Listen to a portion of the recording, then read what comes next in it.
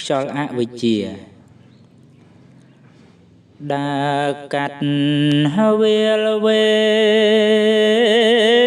ងរែងរុងរ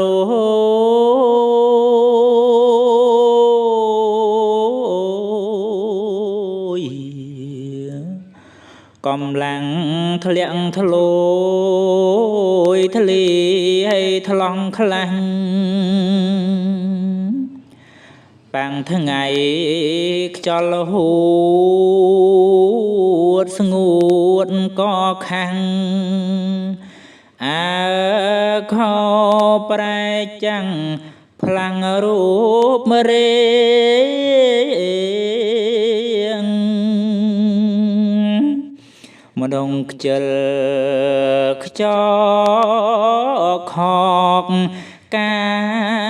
ច្រើ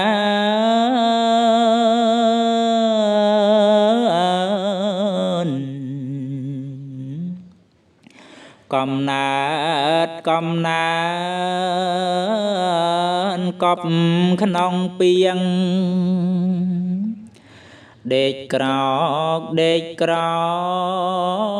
កបនមេឃភ្លៀង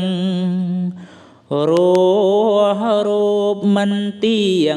ខ្វៀងគោលដៅ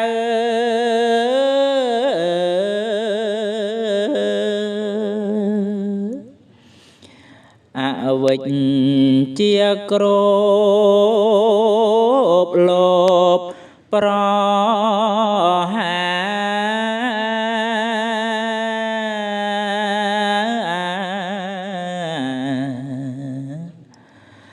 រិទ្ធក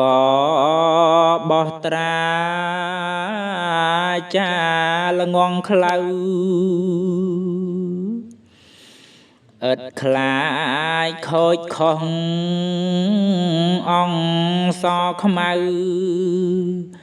គិតគូក្នុងក្រៅហៅសានខ្លី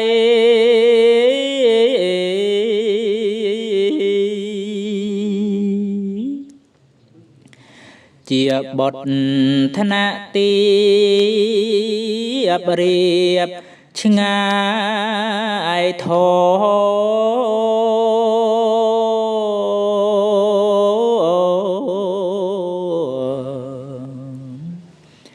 ប្រែកាយបដោពោខ្ចីសេចក្តីគ្មានឡើយពុនលោកចិត្តប្រណីវងលបែងស្រាស្រីស្រាវស្រាប់ស្រាលនេះអំណាចខ្យល់អវិជ្ជា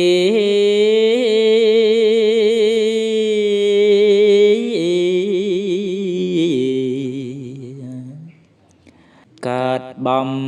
រើមីអង្គយូកាល